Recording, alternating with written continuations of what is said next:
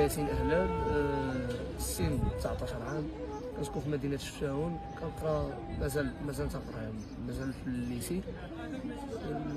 بالنسبة للبدايات ديالي في هادشي، أنا الوالد ديالي هو كان أول واحد في العائلة اللي بدا بها آلة الساكسوفون، هاد الآلة هادية مورا خي زكريا.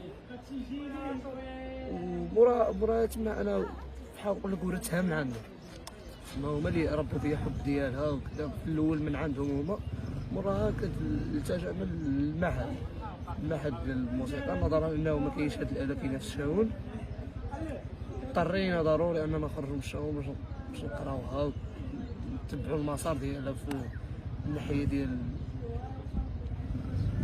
الدراسه الكلاسيكيه، وحتى بالنسبه للجاز وكذا تبع القرايه ديالنا في الرباط. بالنسبه للآلة هي ما كتعتبرش انها آلة سهله ولا آلة صعبه، يعني الا كانت عندك الرغبه فيها يعني تعلمها، واخا تكون صعيبه واخا ما تكونش هي. نظرا هي قليل اللي كيزعم على هذه الآلة هذه باش يدخل يتعلمها في معهد خصوصا.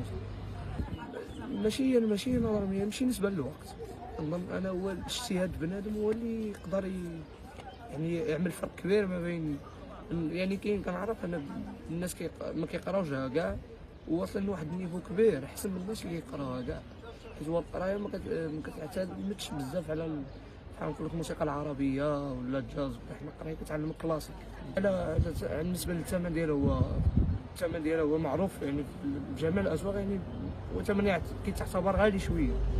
نقدر نقول لك الثمن ديالي كيبدا من 4000 درهم، هنا في المغرب متوفره يعني دي مارك نقول لك باش تبدا به ماركه، يعني باش ماركه قليله ماشي شي ماركات زوينين. الا بغيتي شي حاجه خصك تكون دايرها من برا. هذا هو خير.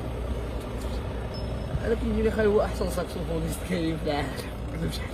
انا اللي حدنا الالطو ساكسوفون، حيت العائله الساكسوفون فيها بزاف، الالطو فيها تينور فيها سوبرانو فيها باريتون فيها بزاف. من النظر دابا عزفت جوج، الطو تينور.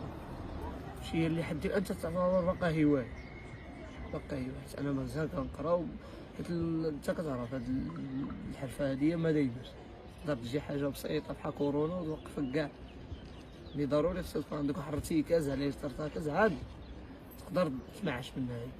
الموسيقي عنده حلم انه يتلاقى مع فنانين كبار ودي عازفين كبار، يعني عازفين كبار وصلوا في هاد الآلة هادي خصوصا.